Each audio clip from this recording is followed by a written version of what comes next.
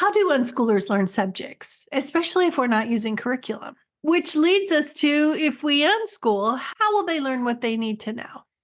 That's what we're talking about here this week on the Unschooling Mom to Mom podcast.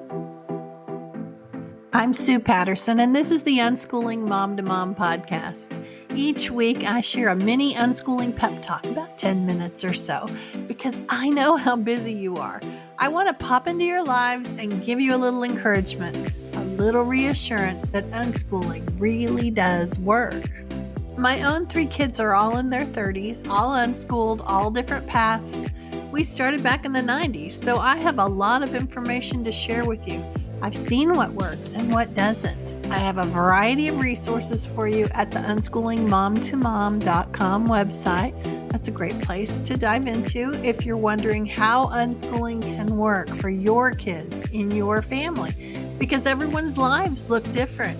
And while this path is admittedly unconventional, it really does work. You don't have to duplicate school. And no, you will not ruin their lives. The opposite will happen, actually.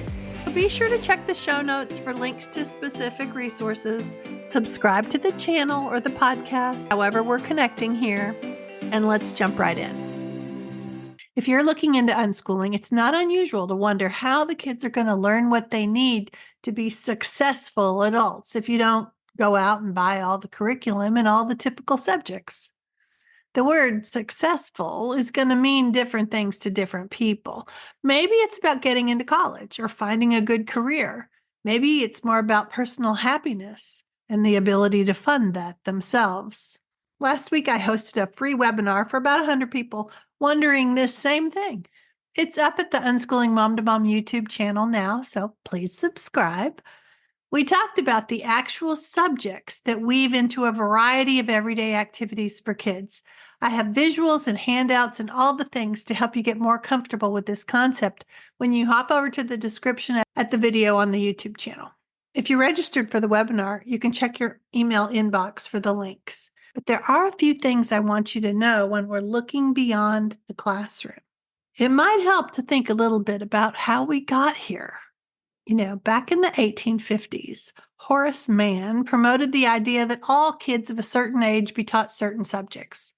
By 1930, at least in the United States, sending kids to school became legally mandatory. We could talk for days about what prompted this and how the public was convinced this was a good idea. And in fact, some pieces of it still have merit.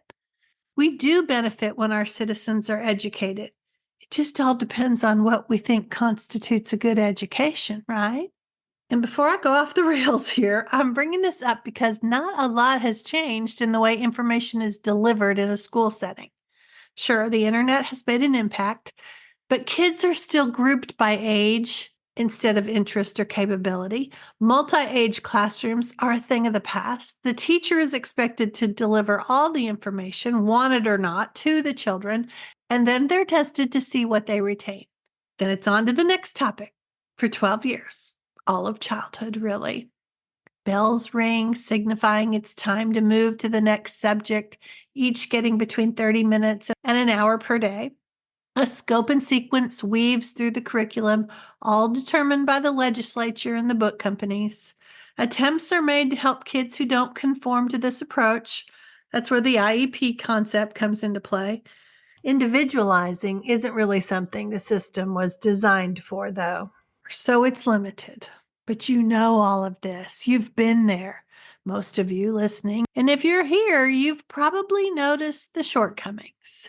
This all too familiar approach to learning, this school approach, whether it's happening in your local neighborhood buildings or it's being implemented at home in a traditional homeschooling model, this is just one approach to learning.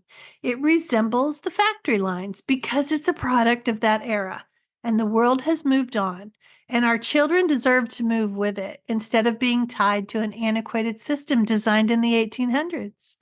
So if schools are derived from the industrial age, what does learning look like in this innovative age of information? We've discovered a few things along the way.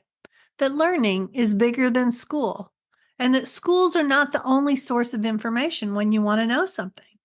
Learning styles vary, and the teacher driven lecture format isn't the best approach for a lot of people. Critical thinking and problem solving skills are developed when you're encouraged to explore instead of giving one right answer for a test. And lifelong learning has become the norm, with people continuously adapting and acquiring new knowledge and skills, changing careers, shifting interests, pivoting due to changes in the world throughout their entire lives. So, what's the better option? How can they not learn what they need? I know answering a question with a question can be a little maddening, but it's the truth. I have even more questions for you. When we can see that the world is changing at a rapid pace, don't we need to help our kids be able to change with it? Learning isn't about memorizing facts, those are at our fingertips all the time. It's about being able to think critically, to solve problems, and adapt on the fly. These are the skills that really matter in today's fast paced world. Doesn't it seem logical that encouraging our kids to tap into our communities online and locally, we're opening doors to endless opportunities for them to explore their passions and curiosities? They can connect with diverse perspectives and see the world as it truly is today, a place packed with possibilities, connections, and so many learning adventures. Sometimes people say, that's all fine and good, but they need the basics first. I'm not sure we're even clear on what the basics are. Learning to read? Well, yes, that's important. But when you step away from school, you can see that your reading skills aren't necessarily what determines whether or not you learn. You can learn from watching videos, talking with other people, listening to podcasts, maybe adding and subtracting computational skills or what you're thinking is part of the basics. But when kids are allowed time to play, whether they're building in the backyard or on Minecraft, cooking in the kitchen, creating clothes for their dolls or online characters, they're learning math skills. They're sorting and measuring, they're estimating and experiencing math, as well as physics and geometry and all those basic skills people are worried about. And before you dismiss that online playing, we are seeing kids with so much richer vocabulary from watching videos online. Their spelling skills grow as they chat or follow directions. Their research skills are way beyond our own as they're trying to solve issues they're encountering. When a child isn't waiting for someone else to randomly pour information onto them, they take up the tasks themselves, right? They move in the direction of their interests. And as they do, they bump into obstacles that keep them from moving forward. And then these become the catalyst to learn more, to develop new skills, to continue on their path. They don't have to be convinced to do this or told that their futures depend upon it. They don't have to be coerced or bribed or shamed. When we haven't convinced kids that their preferences are secondary and they have to do the adults' choices before they can get to theirs, this autonomy grows. I know you remember what it was like when you were told to wait, when you were told that you could play after you did your homework, or you couldn't start a project because you were on a school schedule instead of your own. That little light inside you dimmed until you got out of school. Then you were able to explore your interests and see what your own preferences were instead of someone else's. When we take off those rose colored glasses, we can see that the old ways weren't always best. But helping kids deal with the reality and opportunities that learning presents today, that's our role as parents. Okay, so how do we do this? I have 3 ideas for you. The first is doing a little internal work. We're going to look objectively at our own experience with learning. We see where it fell short and where we excelled. And then we look at why that happened. When we step away from what's familiar, we have to make a conscious effort to learn more about how unschooling and deschooling works. And lucky for you, you have an entire website here to work your way through. I'll put the link in the show notes, or if you're reading at the blog, you're here. The second area to focus on is prioritizing our kids. We need to protect our little learners from our own fears. We have to resist the urge to make comparisons and interfere in the learning process. We encourage curiosity and self-direction. We answer questions and provide opportunities without trying to secretly mold and duplicate our own school experience.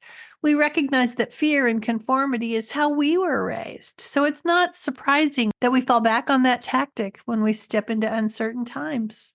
It helps to find other unschoolers doing this so we can bounce ideas off of them and remind ourselves that we're not alone. I never want a podcast to go by where I don't remind you that you can always join the Creating Confidence membership group. We're in there supporting each other, offering ideas, sharing what's working and what isn't. We have a variety of platforms to connect you with the unschooling community, and we have a group coaching call twice a week. And actually, we're doing a special co-working session on how to fill out those end of the year evaluations. So if that's something you're struggling in, you can jump on today and be with us tomorrow. And if you miss it, we'll have the recording for you, but it'll be really helpful. The other thing to know about the membership group is that as a podcast listener or a YouTube subscriber, you get to have the $99 sign-up fee waived. So you can jump right in. I'll leave links for that too.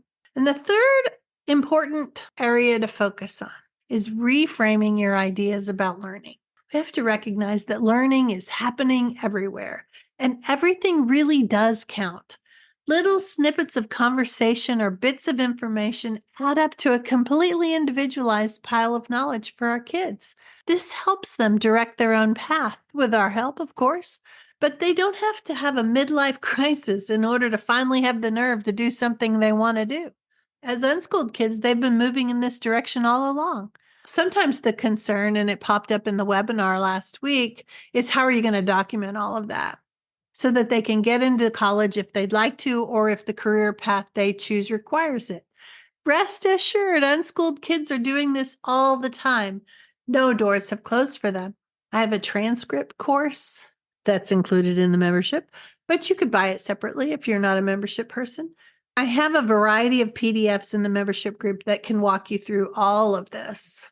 But I'm also going to create a table of contents that can direct you to specific podcasts and blog posts and videos that can help you address that nagging fear that the subjects aren't getting covered. So I'll put the PDF for that at the bottom of the blog post, at the show notes, in all the places. So I think that's it for this week. Be sure to watch the webinar.